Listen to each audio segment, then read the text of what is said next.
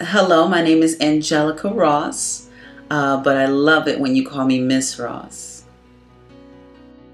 The most supportive person in my transition, I would have to say, has been my ex-boyfriend.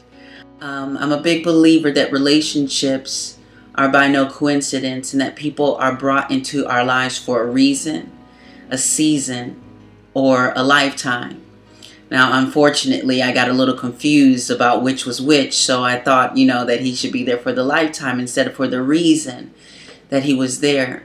And I believe wholeheartedly that that reason was to grow me, to help me grow into that next phase of life. I talked a big talk and talked a game about what I wanted and those dreams that I had for my life, but I was terrified.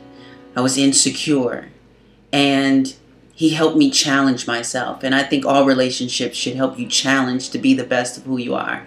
And I am so very grateful for him for that. He helped me to realize those things that I wanted in my life and that which I did not want in my life. All the times that I felt like he should stand up and make a decision and be a man and take control, it was a mirror to reflect to myself that I needed to take control of my own life. That I needed to take responsibility for my own life.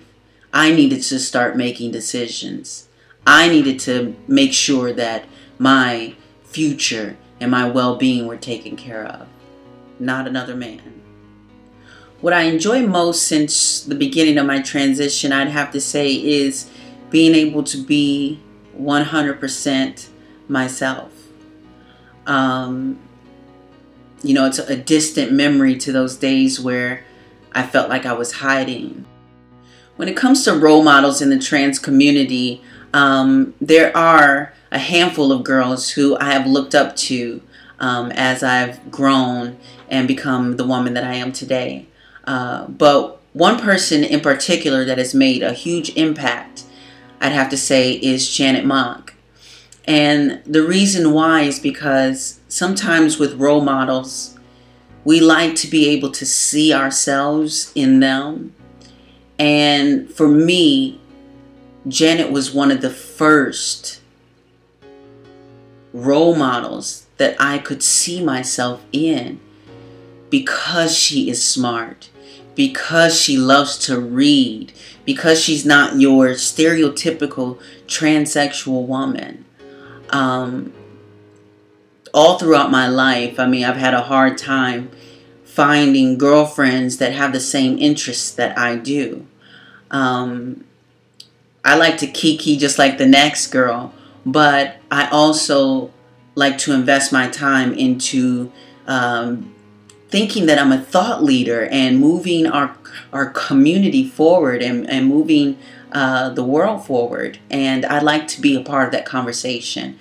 And I think that Janet Mock has done a wonderful job at ushering girls like us into the conversation. If there is one change I would love to see in the world, is I would love to see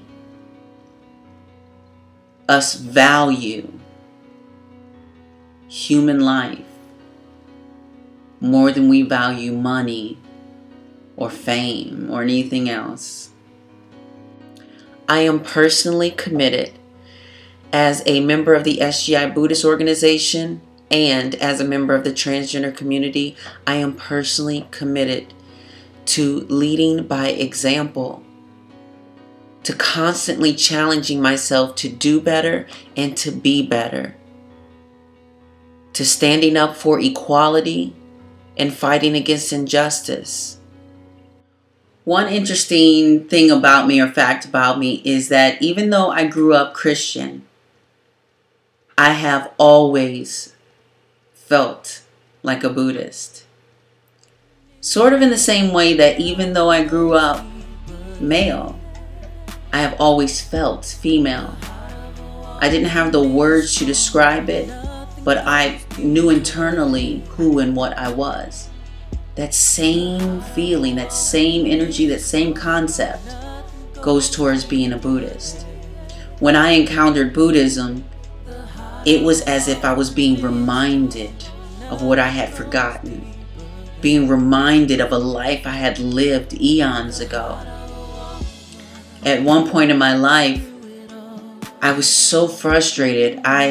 In my mind, I just kept thinking, I wish that I could get on a plane and go to Japan and just go to some high mountain and meditate and just become a monk or something. And I was looking for this spiritual confirmation and connection. And then I remember reading something that said that if you got to a point in your life where you were willing to travel thousands and hundreds of thousands of miles away to find a mentor, that one would show up right there, right in front of you. And one did.